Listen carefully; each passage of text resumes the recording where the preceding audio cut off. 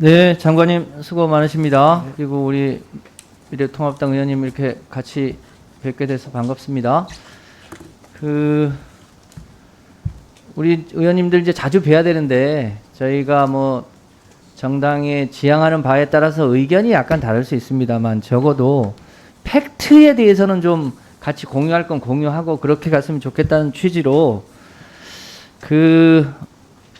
지난주에 우리 주호영 원내대표가 교섭단체 대표 연설을 하셨는데 그 중에 에너지 분야에 관해서는 제가 보기에는 사실과 다르게 팩트를 굉장히 왜곡한 게 좀 꽤 있어서 좀 팩트 체크를 좀 하는 게 좋겠다 싶어서 좀 장관님께 질의를 하려고 합니다. 자리 좀 띄워봐 주세요. 그때 주호영 대표가 뭐라고 말씀하셨냐면 대충 기조는 이렇습니다. 해외에서도 원전이 계속 늘어나고 있고 우리나라 저 한전의 적자 요인은 탈원전 때문에 생겨서 정의값이 오를 것이다 이런 논리인데 이게 사실과 많이 다르거든요. 우선 저 일본 얘기 보겠습니다. 주호영 대표가 뭐라고 그랬냐면 후쿠시마 원전 대형 사고를 겪은 일본조차도 신규 원전을 이어가고 있다. 마치 후쿠시마 사고를 거친 일본조차도 원전을 새로 짓는 것처럼 얘기를 했는데요. 사실과 매우 다릅니다. 그러니까 후쿠시마 사고 나기 전에는 일본의 총 원전이 57개였습니다.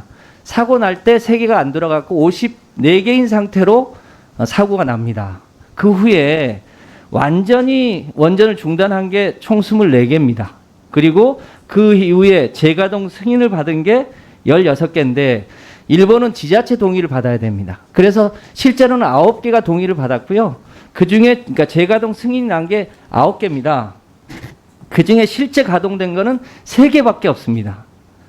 아마 오해가 있는 거는 후쿠시마 원전 이전에 사전 승인이 난 게 2개가 있었어요. 아마 그거 얘기하시는 것 같은데 전체적으로 보면 실제 일본은요. 후쿠시마 원전 사고 난 이후에 신규 원전에 대해서 논의조차 하지 않습니다. 실제로 결정된 것도 없습니다. 그러니까 일본에서 신규 원전을 이어가고 있다. 이거는 사실과 너무나도 다른 겁니다. 장관님 그렇죠? 네, 그렇습니다. 넘어가 봅니다. 대만과 스웨덴도 다시 원전을 늘려가는 방향으로 정책을 변경했다. 참 일반 국민이 잘 모르면 그런가 보다라고 할 텐데 이것도 너무나 사실과 다릅니다. 대만에 어떤 일이 있었냐? 2018년에 대만에 원전이 총 8개가 있습니다. 그중에 4개가 가동 중이고 2개는 중단했고 2개는 지어지고 있다가 말았습니다. 그러니까 4개가 운영 중이었죠. 대만에서 2025년까지 원전을 중단한다라는 법을 만들었습니다. 그걸 국민투표에 붙였더니 국민들이 2025년에 완전 중단하는 건 너무 급한 거 아니야? 좀 천천히 해도 되지. 이런 취지로 그 원전을 2025년까지 완전 폐기하는 국민투표가 이제 일종의 다른 결정이 납니다. 이걸 가지고 원전이 늘려나가는 것처럼 얘기하는 것 같은데 실제로 대만은 2019년에 실제로 2025년까지 원전을 완전 폐기하기로 또 결정을 합니다. 그리고 최근에는 2025년까지 그것을 전부 재생에너지로 교체하는 작업을 하고 있고 최근에 해상풍력 5기를 확정했습니다. 원전 1기가짜리 5개 정도의 규모입니다. 그러니까 대만은 실제로 원전을 늘려나가지 않습니다. 그런데 마치 국민들이 들으면 대만이 원전을 늘린 것처럼 하는데 장관님 이게 팩트죠? 네, 대만 정부는 그 투표 결과에도 불구하고 탈원전 정책 규제에 영향을 미치지 않을 거라는 확인을 19년 5월에 한 적이 있습니다. 그러니까 주호영 대표가 사실과 다르게 국문을 호도한 겁니다. 스웨덴 보겠습니다. 다음 페이지요. 스웨덴은요, 정책을 바꾼 적조차 없습니다. 스웨덴은 2040년까지 국가 전체가 소위 재생에너지 100%로 가겠다는 겁니다. 스웨덴에 원전이 7개 있었습니다. 그 중에 6개는 이미 연구 중단을 했습니다. 조만간 나머지도 중단합니다.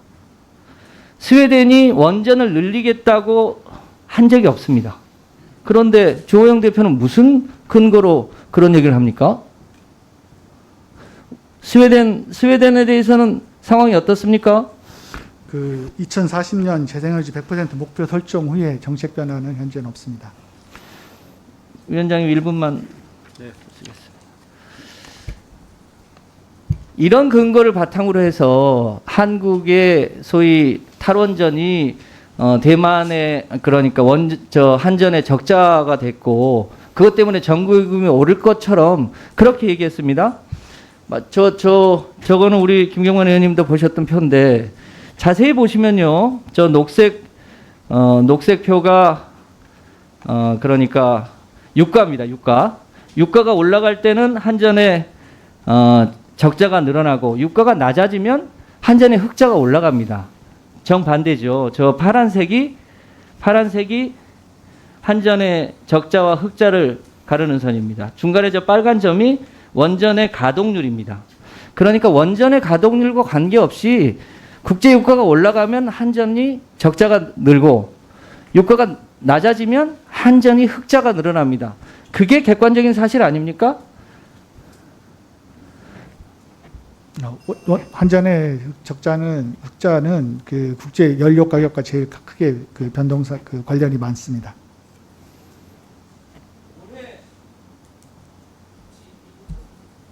이따 질의 없습니다. 네, 오후에.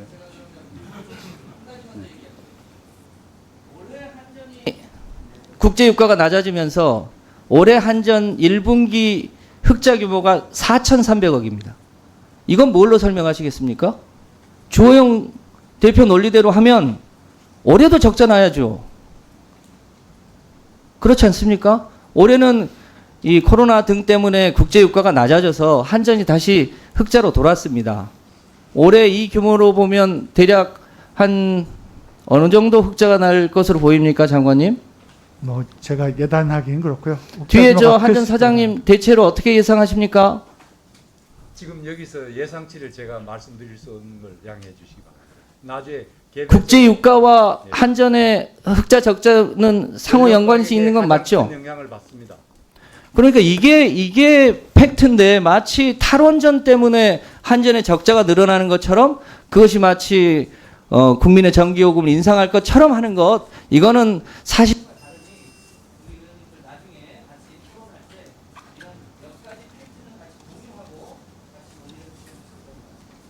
네, 수고하셨습니다. 다음은 신영대 위원님 질의해 주시기 바랍니다.